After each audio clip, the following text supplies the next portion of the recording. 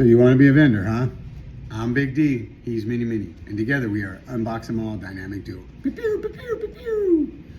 You know, one thing I've learned about vending is that if you're not constantly improving, or you're not doing, if you're not investing in yourself, you have already lost.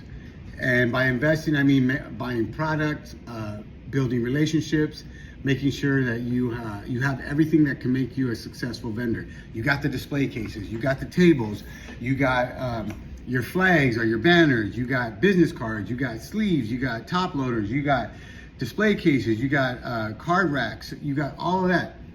But here's something that I've learned. How much of that profit that you're making are you reinvesting in yourself? Are you taking care of your mental, emotional, spiritual, physical, financial self? And, you know, me and Minnie and I have decided not only are we going to be vendors, we're going to be enthusiasts, but we're also going to be content creators. And in this journey in the last year, we found out that he likes to be behind the camera more than the front of the camera, unless we're in the middle of a challenge or ripping packs. That he loves to rip packs. And he's also 10, so you know he's trying to find out what he likes, but he really likes to be behind the camera. Now, I study and follow a wide variety of content creators who are in the Pokemon space, and two of the content creators that I truly think are game changers and that are making a difference are Alex Ketchum and Deep Pocket Monster, aka Pat Flynn. And someone who I've followed over the last year, Powder, they all got together and did what I call the TED Talk at Car Party West 3. And they all talked about posting daily.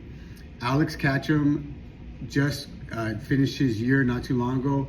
Deep Pocket Monster finished his year. And Powder is closing in on 2 years. And they talk about you have to put the reps in. Don't worry about the likes, worry about the uploads.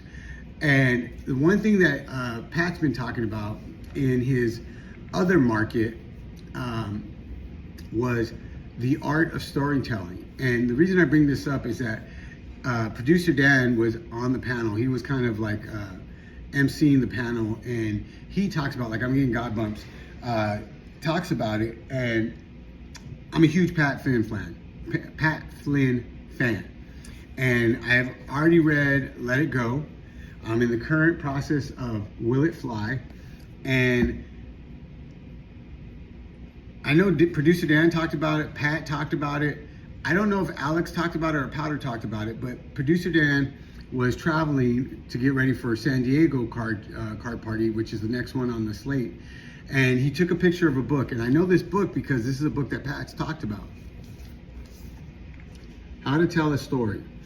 And the reason I got the book is being that me and MiniMini want to be content creators, and we just celebrated the milestone. I believe we're at 600 videos, or maybe 500 videos, or I think it's 600 videos on YouTube and 500 reels on IG and a wide variety across other social medias. But I want you guys to enjoy when you see our name pop up on your alert, if you subscribe to us, or if you come across our page on your FYP short page.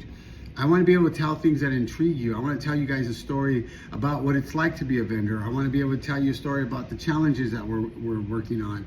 I want to be able to tell you a story that's intriguing to you, because not only do I want to get our story and our brand out there, I want to help other people, other dads, other parents, other young entrepreneurs who are thinking about becoming a part of this hobby and in this community.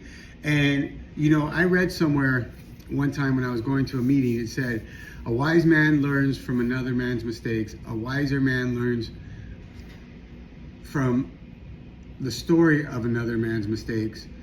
And then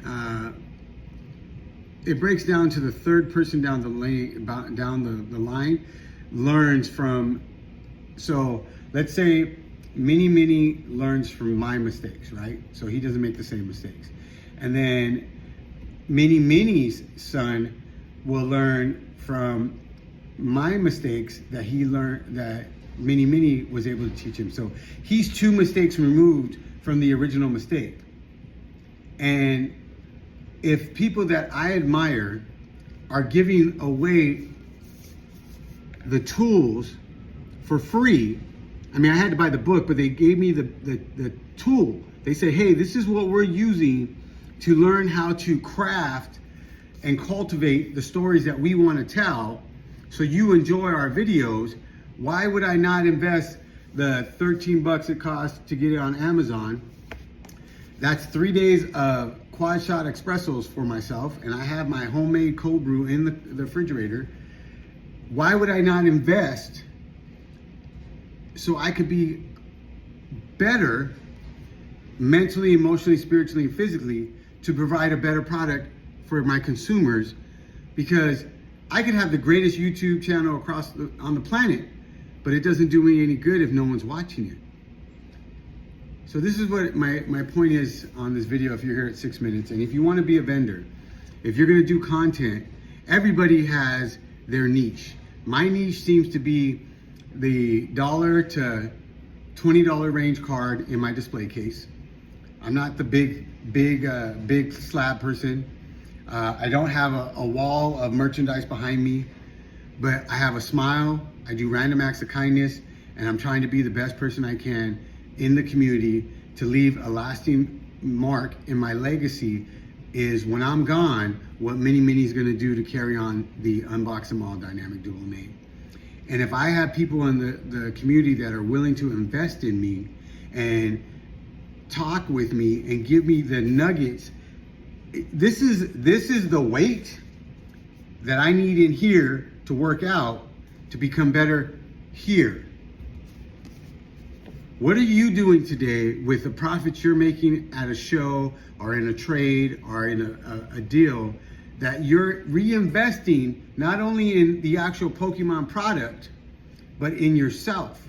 Because if you don't feel like you deserve to be in the space, why would you continue to be in the space? If you feel, I saw, you guys may or may not know, I'm a huge fan of Jelly Roll. We've built a friendship over the last couple of years. Well, he knows who I am. I don't know if he knows my name, but through him, I found his wife, Bunny, and she posted something the other day, and it was really profound, and I'll end with this. She said, and this is paraphrasing, unfollow any social media accounts that make you feel less than, or you have to do something other than just be your genuine self. And that resonated with me.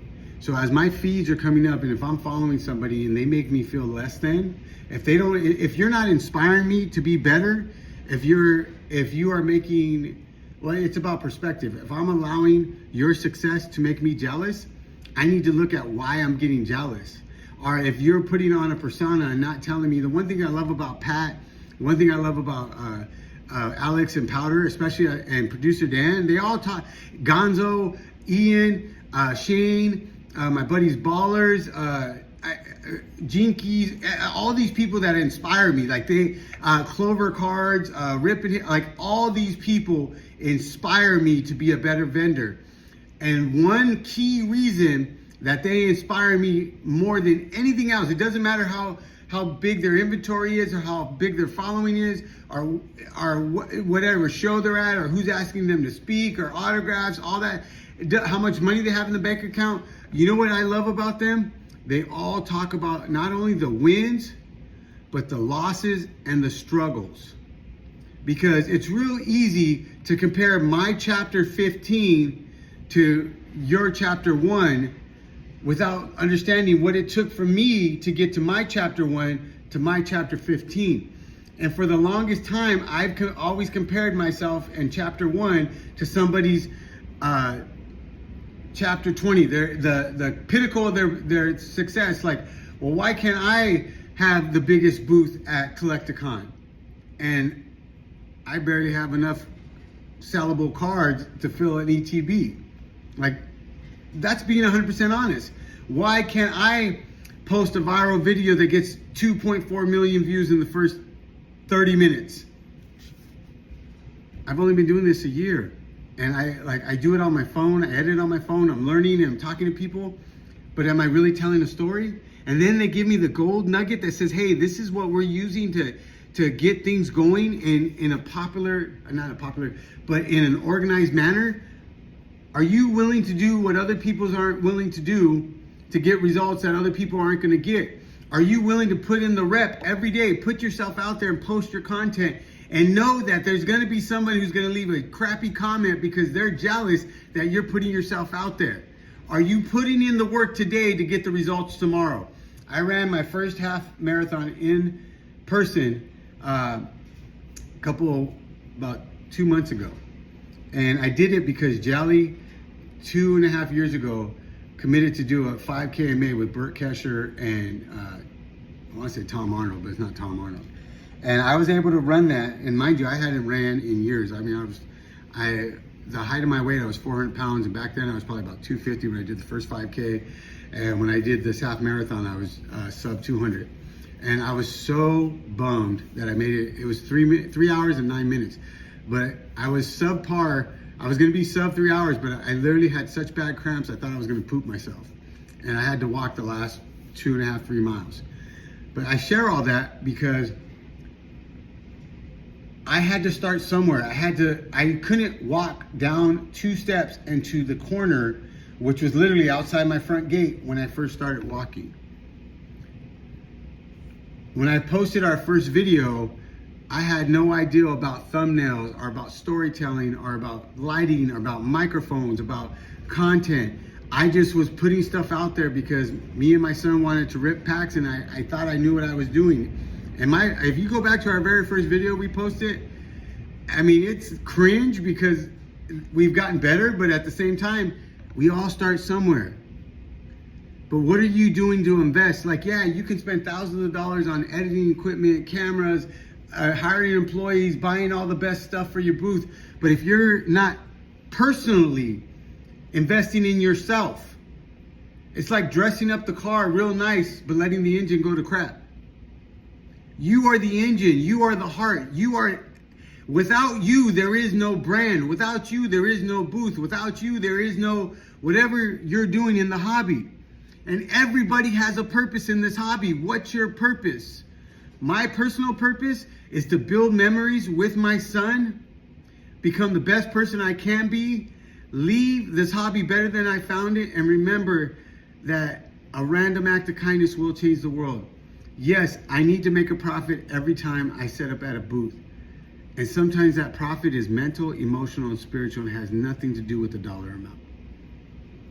In a world where you can be anything, be kind. It's priceless, it's free, and I promise you, a random act of kindness will change the world. Until next time, I'm Big D, he's MiniMini, and together we are Unbox 'em All Dynamic Duo. Prepare, prepare, prepare.